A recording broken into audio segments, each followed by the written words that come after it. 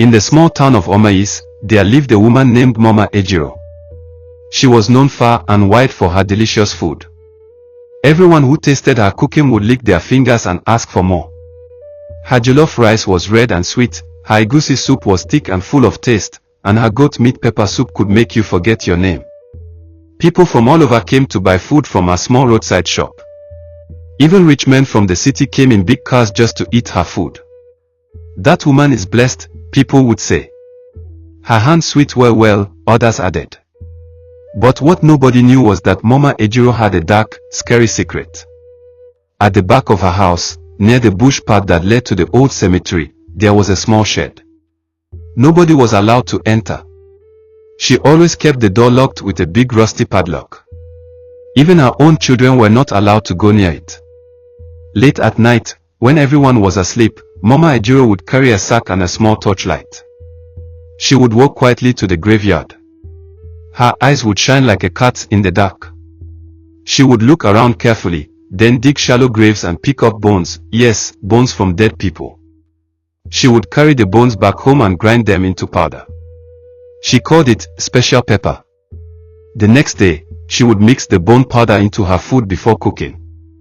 That was her secret. That was why her food tasted so different, so good. But one day, something strange happened. A small boy named Daniel, who lived beside Mama Ejiro, saw her walking in the night with her sack. He became curious. The next day, he told his best friend Ngozi what he saw. "I saw Mama Ejiro in the cemetery last night," he whispered. "Doing what?" Ngozi asked, her eyes wide. "I don't know, but she carried a sack. I think she's hiding something." Daniel and Ngozi decided to spy on Mama Ejiro the next night. They hid behind a mango tree near her house. The night was dark, and the moon was full. Suddenly, they saw her again, this time carrying something heavy on her back. They followed her carefully, their hearts beating fast. Mama Ejiro entered the graveyard again. She knelt beside a fresh grave and began to dig. Daniel gasped. Ngozi almost screamed. Inside the sack, bones. Real, dry bones. Daniel and Ngozi watched with shaking legs as Mama Ejiro picked bones from the grave and dropped them into her sack. They were too scared to move or speak. The wind blew gently through the trees, and an owl hooted from a far corner of the cemetery. "Let's go," Ngozi whispered. "Before she sees us." But as they turned to run, Daniel stepped on a dry stick, crack. Mama Ejiro froze. She turned slowly, her eyes glowing in the moonlight. "Who is there?" she shouted. Daniel and Ngozi held their breath and ducked behind the tree. They didn't move a muscle. Mama Ejiro walked toward their direction, looking around. She sniffed the air like a dog. After a long silence, she shrugged and walked back to her sack, then disappeared into the bush with the bones. The two children waited until she was gone, then ran home faster than the wind. That night, Daniel had a terrible dream. He saw Mama Ejiro chasing him through the cemetery, holding a big cooking spoon and shouting, "You want to spoil my business? I will cook you instead." He woke up sweating and screaming. His mother rushed into the room. "What is it, Daniel?" But Daniel couldn't tell her the truth. Who would believe him? The next morning, Daniel and Ngozi met again. "We must tell someone," Ngozi said. "Maybe our teacher." "No. If we tell, Mama Ejiro may find out. She may do something bad to us." "But we can't keep quiet," Ngozi insisted. "People are eating dead people's bones." Daniel nodded slowly. "Okay. Let's find proof." That evening, while Mama Ejiro went to the market, Daniel and Ngozi sneaked into the shed behind her house. Daniel climbed the window and opened it from inside. The room was dark and smelled like old dust. Inside, they found buckets of white powder, neatly stored on shelves. On the table, there was a book with the title, "Spice of the Dead," written in red. Ngozi opened the book. Inside were strange recipes like bone jollof with spirit sauce, egusi of the grave, pepper soup for the lost souls. Ngozi dropped the book and screamed, "This is real. But just then, they heard footsteps outside the shed. Mama Ejiro was back. And she was not alone. Daniel and Ngozi froze. The footsteps were slow and heavy, coming straight toward the shed. Daniel whispered, "Hide." They quickly jumped behind a big sack near the wall. The door creaked open, and Mama Ejiro entered, followed by a tall man with red eyes and dark skin like burnt wood.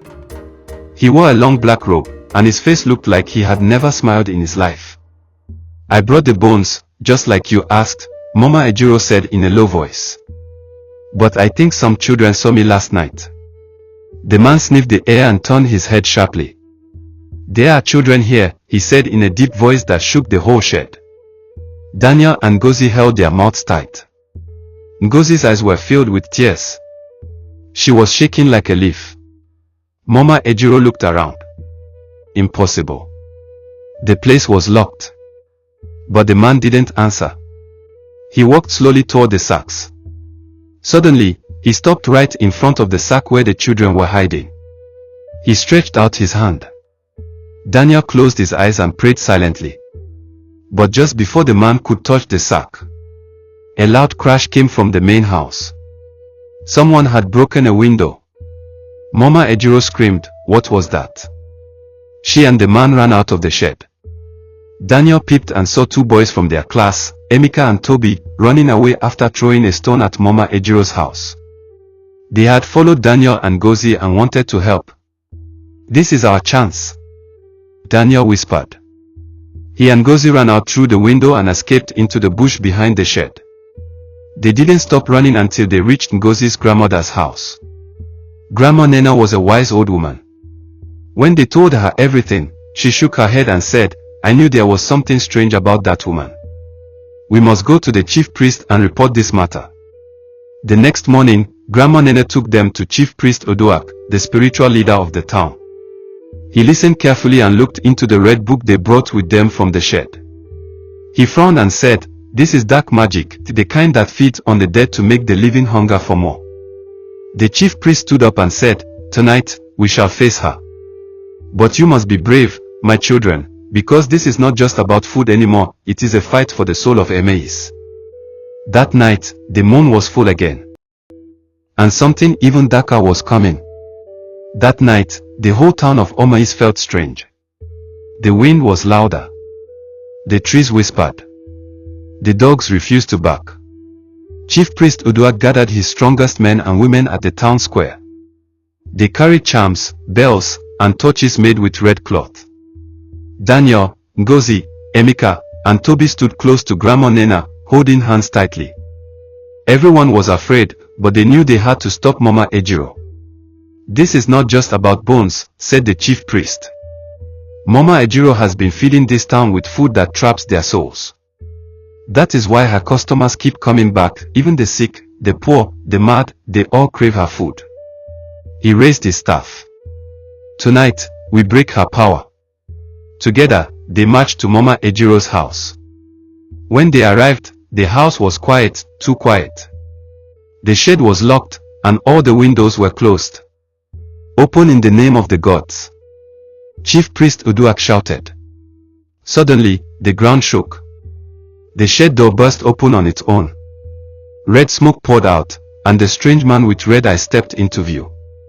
"I warned her, but she was greedy," he said in a thunderous voice. "Now, you all must pay."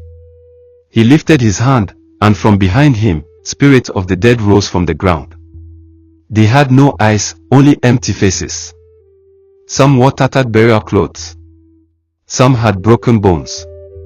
People screamed and started to run, but Chief Priest Oduak shouted, "Hold your ground." He struck his staff on the ground, and a bright spirit fire rose in a circle around the crowd. The spirits could not cross it. Then Mama Ejiro appeared at the door. Her eyes were red, and her skin had turned pale. She no longer looked like the friendly woman who sold food by the roadside. She looked like a ghost in human skin. "You want to destroy me?" she cried. "After all the sweet food I gave you. You people are ungrateful. Sweet food made from the dead." Grandma Nena shouted. "You brought evil into this town." The red-eyed man laughed. You cannot stop us now. You ate our bones. You invited us in. Just then, Daniel stepped forward, holding the red book. This is your evil book, he shouted. We don't want it anymore. He threw it into the spirit fire. The flames turned blue and exploded into the sky.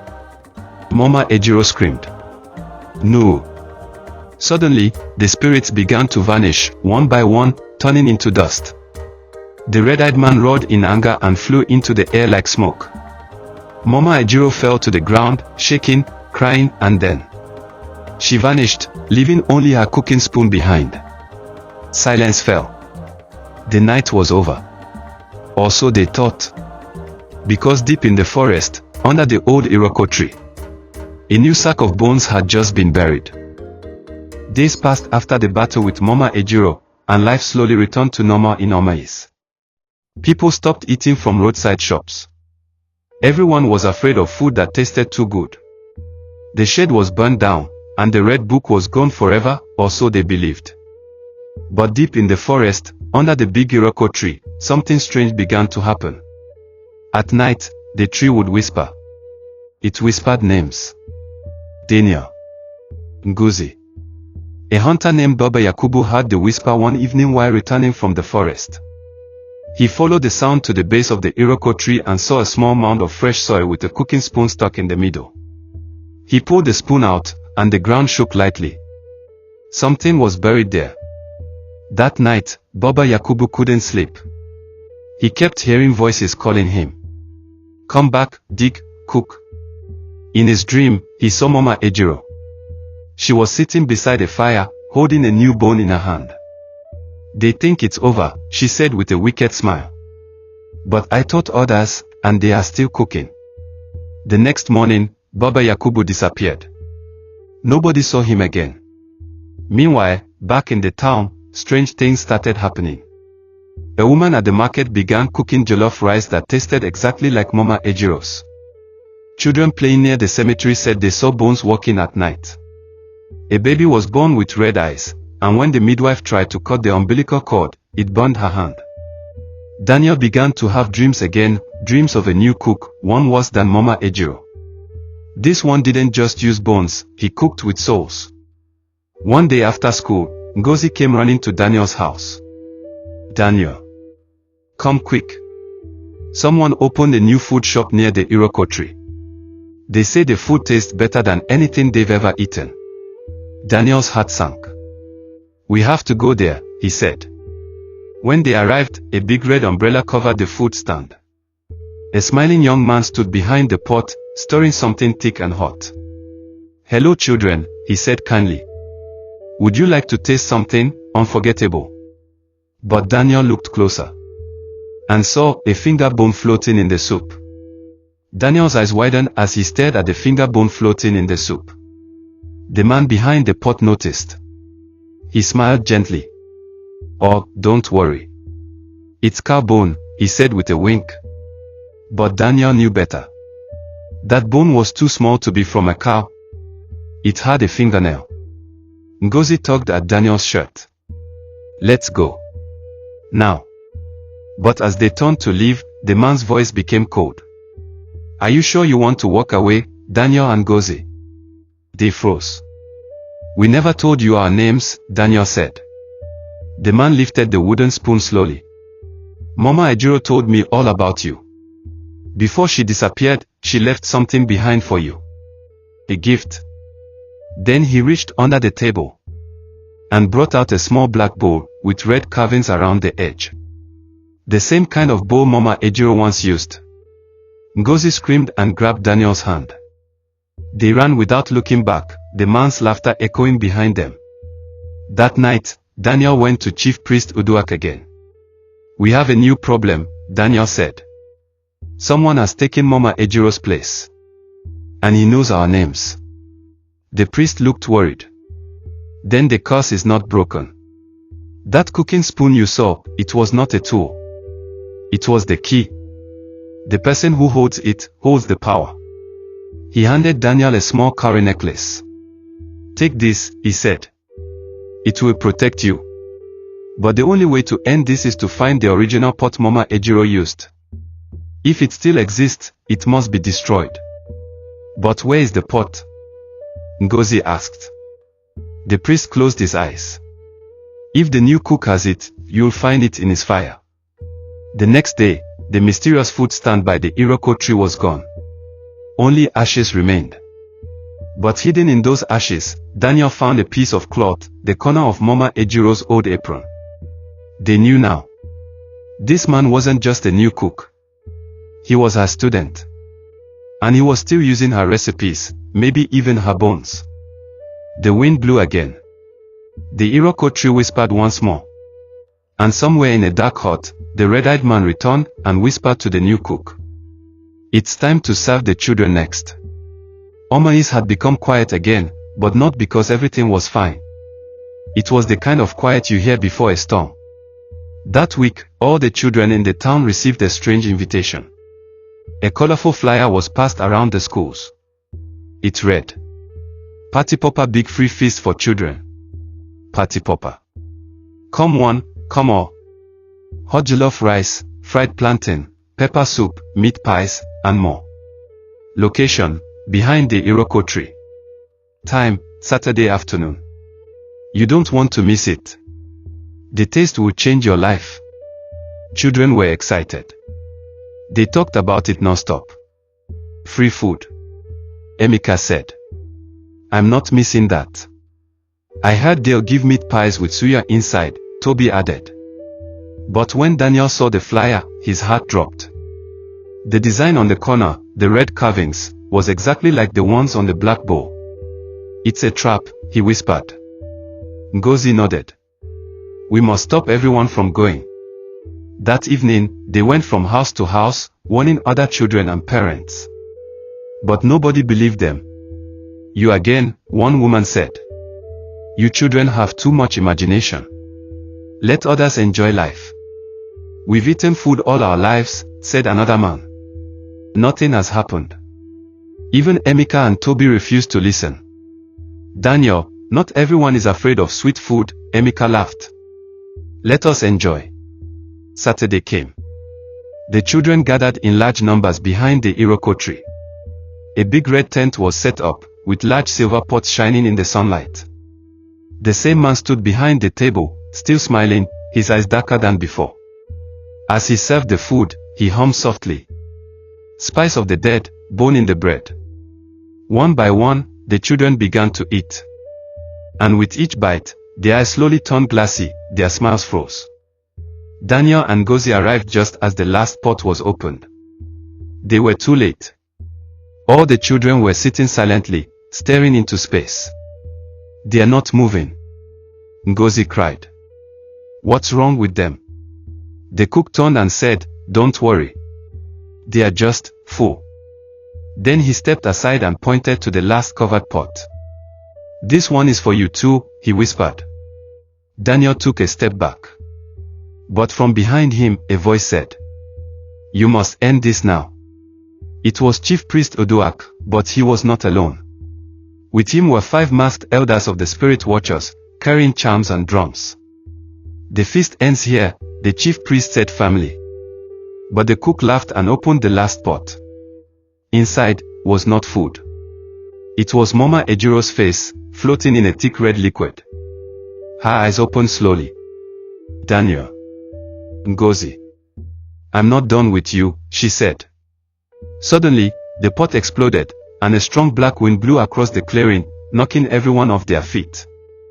The Iroko tree began to shake. The sky turned red. And from the roots of the tree, something older and darker than Mama Ejiro began to rise. The ground cracked open beneath the Iroko tree. From the hole, a dark mist poured out like thick smoke. The tree groaned like a giant in pain, its roots twisting and rising from the soil.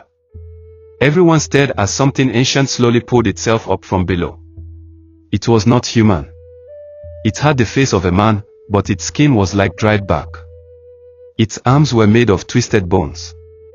Its chest glowed with fire, and around its neck hung a necklace made of baby teeth.